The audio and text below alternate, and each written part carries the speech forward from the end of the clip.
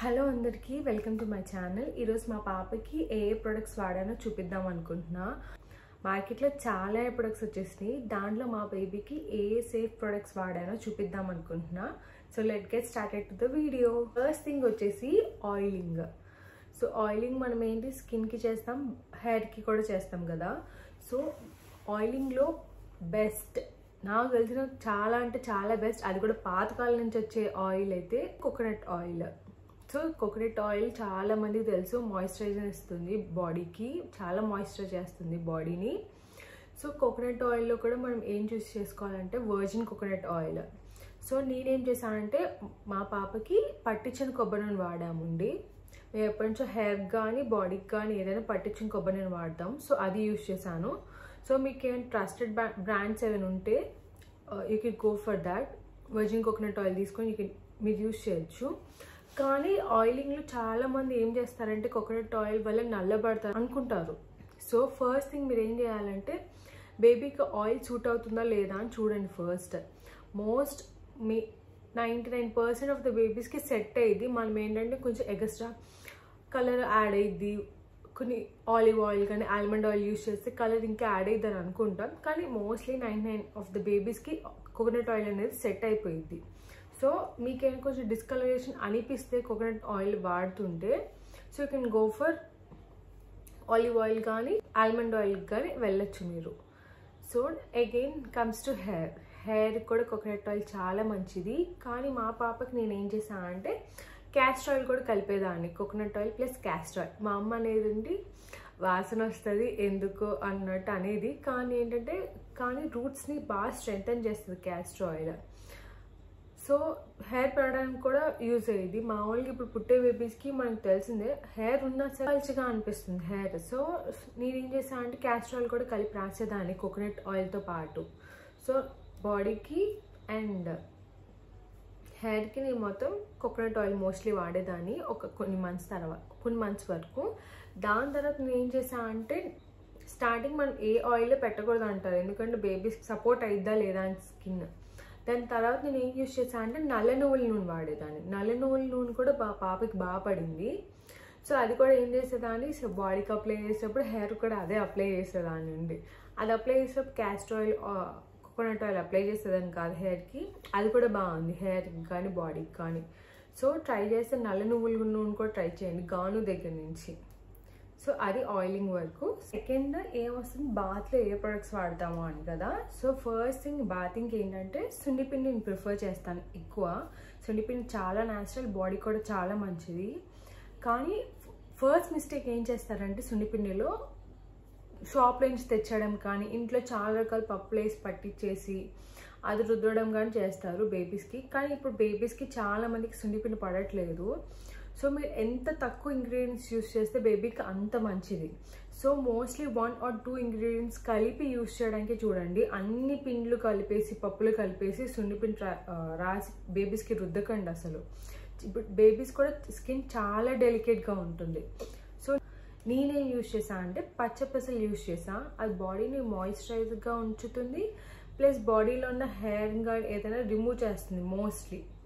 So అది ఒక్కటే వాడాను, అది ఒకటి పట్టించి వాడానండి. ఆ పిండి కూడా ఎంత స్మూత్ ఉండాలంటే చపాతీ పిండి ఎంత స్మూత్గా ఉంటుంది చూసారా, అంత స్మూత్గా పట్టియాలి మీరు పిండి కూడా బేబీస్కి యూజ్ చేసేటప్పుడు. ఇంత మెత్తగా సున్నిపిండి పట్టించిన స్మైలీకి ర్యాషెస్ వచ్చినాయి. సో డాక్టర్ దగ్గరికి తీసుకెళ్తే సున్నిపిండి అవి ఆపేయమన్నారు. సో అప్పుడు నాకు ఇచ్చిన సోప్, రికమెండ్ చేసిన సోప్ డఫీ, ఇక్కడ డిస్ప్లే చేస్తాను సోప్. సో అది ఇచ్చారు, అది యూజ్ చేసిన తర్వాత తగ్గిపోయింది. జస్ట్ మళ్ళీ నార్మల్గా ఏమయ్యా అంటే సోప్ యూజ్ చేసేదాన్ని, సున్నిపిండి యూజ్ చేసేదాన్ని, రెండు యూజ్ చేసేదాన్ని సైమల్టేనియస్గా. మార్నింగ్ ఇదైతే ఈవినింగ్ సోప్ అలాగా. సో కమింగ్ టు హెయిర్కి షాంపూ నార్మల్గా స్టార్టింగ్ మామా ఎర్త్ యూజ్ చేశాను. నాకు స్టార్టింగ్ బాగానే అనిపించింది. దాని తర్వాత ఏమైందంటే ఉన్న హెయిర్ కూడా ఇంకా డిక్రీజ్ అవుతున్నట్టు అనిపించింది ఎందుకో. సో అది ఆపేసి మధ్యలో మీరు నమ్మరు, నేను కుంగుడికాయ కూడా పూసాను, ఎందుకంటే పడుకోబెట్టే కదా. సో కళ్ళలో ఏం పడకుండా ఓన్లీ రసం అలా రుద్దేదాన్ని. అల్లోకి ఆల్టర్నేటివ్గా ఏం చూసానంటే సెటాఫిల్ బాగుంది. సెటాఫిల్ బేబీ క్లెన్సర్ చాలా బాగుంది. ఇప్పటికీ మా పాపకి హెయిర్కి ఇదే వాడుతున్నా, చాలా బాగుంది ఈ షాంపూ అయితే సెటాఫిల్ది. సో బాత్ టైం రొటీన్ సున్నిపిండి, ఆల్టర్నేటివ్గా సోప్ కూడా వాడుతున్నా, షాంపూకి అయితే సెటాఫిల్ వాడుతున్నా. ఇది నా బాత్ టైంలో ఉన్న ప్రొడక్ట్స్ అంతే. బేబీకి ఇంకేం యూస్ చేయను బాత్లో. ఇంకా బాత్ ఏంటో చాలామంది మాయిశ్చరైజ్ చేస్తారు కదా. సో నాకేమనిపిస్తుంది అంటే మనం ఆయిలింగ్ రాసి సున్నిపిండి రాస్తే మాయిశ్చరైజేషన్ అవసరం లేదనిపించింది. ఎందుకంటే ఆయిలింగ్ బాగా పట్టిస్తాం బాడీకి. లేదు ఇంకో మిస్టేక్ ఏంటంటే సున్నిపిండి తర్వాత చాలామంది సోప్ పెడతారు. నాకు అది ఎందుకు అర్థం కాదు. ఆల్రెడీ బాడీ మాయిశ్చరైజింగ్ ఉండడానికే కదా సున్నిపిండి పెట్టేది, మళ్ళీ సోప్ ఎందుకు పెడతారు? నాకు అది ఎలా అనిపిస్తుంది అంటే, ఎగ్జాంపుల్గా చెప్తున్నా, సపోజ్ మనం పార్లర్కి వెళ్ళాం, ఫేస్ కేర్ కానీ ఫేషియల్స్ కానీ ఇలాగా మనకి ఏం చెప్తారు, సోప్ కానీ ఫేస్ వాష్ కానీ ఏం వాడద్దంటారు. ఎందుకంటే దాని ప్రాపర్టీస్ అంతా మనకి రావాలని ఆ ఫేషియల్కి. సేమ్ సున్నిపిండి కూడా అంతే, స్కిన్కి చాలా మంచిది సున్నిపిండి. మీరు అది పెట్టి మన సోప్ పెడితే దీని బెనిఫిట్స్ మనకి బేబీ స్కిన్కి రాదు. సో అప్పుడు మీరు మాయిశ్చరైజింగ్ కూడా అప్లై అవసరం లేదు చేయడం ఉంది బేబీకి.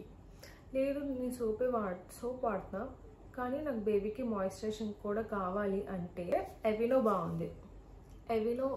ఎవినో చాలా అంటే చాలా బాగుంది బేబీకి. చాలామంది తప్పేం చేస్తారంటే మాయిశ్చరైజర్ అప్లైయింగ్కి బేబీ స్కిన్ లైట్గా వెట్గా ఉంటే అప్లై చేసేటప్పుడు బాగా పట్టింది బేబీ స్కిన్కి. డ్రైగా ఉంటే ఇంకా ఎక్కువ మాయిశ్చరైజర్ అప్లై చేయాలి, కానీ వెట్గా ఉంటే మీరు తక్కువ క్వాంటిటీ అయినా బేబీ స్కిన్ కూడా అబ్జార్ప్షన్ బాగుంటుంది. సో ఈ రెండు బాగున్నాయి. ఒకటేమో కొంచెం సెన్సిటివ్ స్కిన్కి, డ్రైకి స్కిన్కి, ఇంకోటేమో 24 hours మాయిశ్చరైజేషన్కి. సో రెండు బాగున్నాయి. కొన్నిసార్లు ఈ ప్రొడక్ట్స్ వాడేటప్పుడు ఏం చేస్తా అంటే నేను జస్ట్ బాదం ఆయిల్ రాస్తానండి, రోగన్ షీప్ బాదం ఆయిల్ ఇది రాస్తానండి. సో ఇది స్వీట్ ఆల్మండ్ ఆయిల్, ఇది కన్సంప్షన్ కూడా బాగా పనిచేస్తుంది. డాబర్ బజాజ్ ఆ ఆల్మండ్ ఆయిల్ కాదు, ఇది స్వీట్ ఆల్మండ్ ఆయిల్. ఇది బాగుంటుంది, బాడీకి కూడా ఉంది, మంచి షైన్ కూడా ఇస్తుంది బేబీకి, గ్లో కూడా. సో ఇది వాడతానండి. సో నెక్స్ట్ కమ్స్ పౌడర్కి అయితే బిగ్ నో. ఇప్పుడున్న డాక్టర్స్ కూడా చెప్తున్నారు 0 to 6 months వరకు పౌడర్ అస్సలు వాడకండి. ఇంతకుముందు బేబీ ప్రొడక్ట్స్లో టాల్క్ అని ఉండేది కదా, దానివల్ల క్యాన్సర్ కాజింగ్ వచ్చేది స్కిన్కి. సో వాళ్ళు ఏం చేశారంటే టాల్క్ తీసేసి టాల్క్ ఫ్రీ ప్రొడక్ట్స్ అని అమ్ముతున్నారు ఇప్పుడు బేబీస్కి, ఏ ప్రొడక్ట్స్ అయినా. సో ఆ పార్టికల్స్ లంగ్స్లోకి వెళ్ళి కానీ రెస్పిరేటరీలోకి వెళ్ళి కానీ చాలా ఇబ్బంది అయ్యింది. సో పౌడర్ మాత్రం పోయకండి. సో 6 months తర్వాత ఏంటంటే అండర్ ఆర్మ్స్ కానీ నెక్ కింద కానీ అలా అప్లై చేయండి. ఇంకో మిస్టేక్ ఏంటంటే మా బేబీకి నెక్ చాలా షార్ట్ ఉండే. సో ఇక్కడ స్వెట్టింగ్ అయినా వచ్చినా సరే, తనకి స్వెట్టింగ్ ఎక్కువ, ఇక్కడ వచ్చినా సరే నాకు అంత తెలిసేది కాదు, కనిపించినా నేను అద్దేదాన్ని కర్చీఫ్తో. కానీ తనకి ఇక్కడ కూడా చిన్న టైప్ ఆఫ్ ర్యాషెస్ వచ్చింది, సమ్ ఇన్ఫెక్షన్ లాగా. సో ఈ మెడ షార్ట్గా ఉంటే ఒకసారి అది చూసుకోండి, పౌడర్ అప్లై చేయకూడదు కాబట్టి. సో మా పీడియాట్రిషియన్ దగ్గరికి వెళ్తే ఇది ఇచ్చాడండి, క్యాండిడ్ అని. సో ఇది అప్లై చేసిన తగ్గిపోయింది. అండ్ అగైన్ 6 months తర్వాత కూడా యూజ్ చేయాలని అనుకుంటే మాత్రం ఫేస్కి వద్దు, అండర్ ఆర్మ్స్కి కానీ ఇలా అప్లై చేయండి కానీ నెక్కి, ఫేస్కి మాత్రం లైక్ బొట్టుకి కానీ అలా పెట్టండి కానీ ఫేస్కి మొత్తం వద్దు. ఒకవేళ యూజ్ చేద్దాం అనుకున్న, బయటకు వెళ్ళాలి సో మంచిగా కనిపించాలని యూజ్ చేద్దాం అనుకున్న, పఫ్తో మాత్రం అసలు యూజ్ చేయకండి. జస్ట్ హ్యాండ్తో రాయండి కానీ పఫ్తో మాత్రం అసలు యూజ్ చేయకండి. సో నేను అన్నా కదా 6 months తర్వాత యూజ్ చేసినా యూజ్ చేయండి అని చెప్పి. నేనైతే బేబీ చక్రది యూజ్ చేసా. దీంట్లో ఆరోవుడ్ పౌడర్ ఉంది, rose butter and organic rose oil ఇవి ఉన్నాయి. సో ఇది కూడా నేను చాలా సర్చ్ చేసి తీసుకున్నాను బేబీకి వాడచ్చా లేదా అని. స్టార్టింగ్ ఏంటంటే మనం బేబీ ప్రొడక్ట్స్ తీసుకుంటాం కదా పౌడర్ది, ఇది కొంచెం మరీ స్మూత్గా ఉండదు, కొంచెం లైట్గా గరుగ్గానే ఉంటుంది పౌడర్. నేను ఏమనుకున్నా అంటే స్మూత్నెస్ లేదేంటి బేబీస్ దాంట్లో అని. స్మూత్గా ఉంటే ఇంకా అబ్జార్ప్షన్ ఎక్కువ అవుతుందని అనుకుంటా. సో గరుగ్గా ఉంది పౌడర్, అదొకటి అబ్జర్వ్ చేసుకోండి. మళ్ళీ ఇలా ఉందేంటి పౌడర్ అని అనుకోకండి. మోస్ట్లీ బేబీ ప్రొడక్ట్స్ మంచి బ్రాండ్ నుంచి అయితే బాగా స్మూత్గా అయితే ఉండదు. అండ్ ఫేస్కి అయితే బొట్టుకి ఓన్లీ కాటుక వాడేదాన్ని, ఇంకా అంతే. So next comes the product wet wipes. నేను హిమాలయది వాడాను. హిమాలయది ఏంటంటే కొంచెం బయోడిగ్రేడబుల్, సో సాయిల్ త్వరగానే కలిసిపోయింది. నేను ఎలా కనుక్కున్నా అంటే ఫ్లేమ్ టెస్ట్ చేశాను. మీరు వెట్ వైప్స్ తీసుకొని జస్ట్ ఫ్లేమ్ టెస్ట్ చేస్తే మొత్తం కాలిపోయింది, యాషెస్ కింద టర్న్ అయింది. సో దెన్ దాన్ని బయోడిగ్రేడబుల్ అనొచ్చు. సో ఒకటే వాడకండి, ఇంకోటి కూడా ఏమైనా యూస్ చేయండి వెట్ వైప్స్. ఎందుకంటే ఒకటే స్మెల్ అంత పడినట్టు అనిపించదు, కొంచెం మనకి తిప్పుతున్నట్టు ఉంటుంది మనం వాడి. సో ఒకటే కాకుండా 2-3 ట్రై చేయండి వెట్ వైప్స్లో. డైపర్స్కి నేను ఆల్రెడీ ఇంకో వీడియో చేశాను. స్మైలీకి నేను క్లాత్ డైపర్స్ వాడేదాన్ని. సో నైట్ టైం ఏం యూజ్ చేసేదాన్ని అంటే బ్యాంబూ డైపర్స్ యూజ్ చేసేదాన్ని. ఇది ఆల్టర్ బ్యాంబూ డైపర్స్. సో నాకు ఇది నచ్చింది ఏంటంటే, ఒకటి దీని మెటీరియల్ బ్యాంబూ, నో ఫ్రేగ్రెన్స్, చాలా స్మూత్గా ఉంటుంది. ఈ ఇన్సైడ్ కూడా చాలా స్మూత్గా ఉంటుంది. ఇంకో అడ్వాంటేజ్ ఏంటంటే, మీకు బేబీ డైపర్ ఫిల్ అయిందని ఇక్కడ ఒక ఇండికేటర్ ఉంటుంది చూసారా, yellow line. So baby diaper fill అయితే ఇండికేటర్ బ్లూ కింద టర్న్ అయిపోయింది మొత్తం. సో దెన్ మీరు డైపర్ తీసేయచ్చు. Best part bamboo, no fragrance, chemicals and parabens free, indicator కూడా వచ్చింది. ఇది మాత్రం డైపర్ చాలా బాగుంది. కానీ కొంచెం ఇది ప్రైసీ సైడ్. కొంచెం అమెజాన్ కంటే ఫస్ట్ క్రైలో ట్రై చేయండి, కొంచెం కూపన్ కోడ్స్ ఉంటాయి. సో నేను నైట్ టైం వాడేది కాబట్టి నేను ప్రిఫర్ చేశాను తీసుకోవడానికి డైపర్ ఇది. సో మార్నింగ్ అంతా క్లాత్ డైపర్సే వాడేదాన్ని. ఒకవేళ బయటికి వెళ్ళాలి 2-3 అవర్స్కి అయితే నేను వేరే డైపర్ వేసేదాన్ని, ప్యాంపర్స్. సో దానికి ఏంటంటే నేను ర్యాష్ క్రీమ్ ఇది రాసేదాన్ని, సెబమెడ్ ర్యాష్ క్రీమ్. ఇది కూడా చాలా బాగుంది ర్యాష్ క్రీమ్. సో బేబీ స్మైలీకి ఏంటంటే ప్యాంపర్స్ వాడేటప్పుడు స్టార్టింగ్ ర్యాష్ క్రీమ్ ఏం రాయలేదు. సో అలానే యూజ్ చేస్తుంటే తర్వాత ర్యాషెస్ వచ్చినాయి. సో అప్పుడు ఇది రాస్తే 2 డేస్కి చాలా తగ్గిపోయింది. సో సెబమెడ్ చాలా అంటే చాలా బాగుంది ర్యాష్ క్రీమ్. సో బేబీస్కి ర్యాషెస్ 3 రీజన్స్ వల్ల కూడా రావచ్చు. Baby cloth. సో ఎవరైనా బట్టలు తెస్తే ఉండి, చాలామంది న్యూ బోర్న్కి కానీ బట్టలు తెస్తారు కదా, మనం మామూలుగా పిల్లలకైనా బట్టలు కొన్నా వాష్ చేసేయండి, దానివల్ల కూడా ర్యాషెస్ రావచ్చు బాడీ అంతా. నెక్స్ట్ థింగ్ వెట్ వైప్స్ కూడా పడకపోయినా ర్యాషెస్ వస్తాయి, ఎందుకంటే అది కెమికలే కదా. అండ్ థర్డ్ థింగ్ డైపర్ వల్ల కూడా ర్యాషెస్ రావచ్చు. మీరు ఏం చూస్ చేసుకుంటున్నారో డైపర్ క్వాలిటీ కానీ మీ బేబీకి పడుతుందో లేదో చూడండి. ఈ 3 థింగ్స్ వల్ల కూడా ర్యాషెస్ రావచ్చు.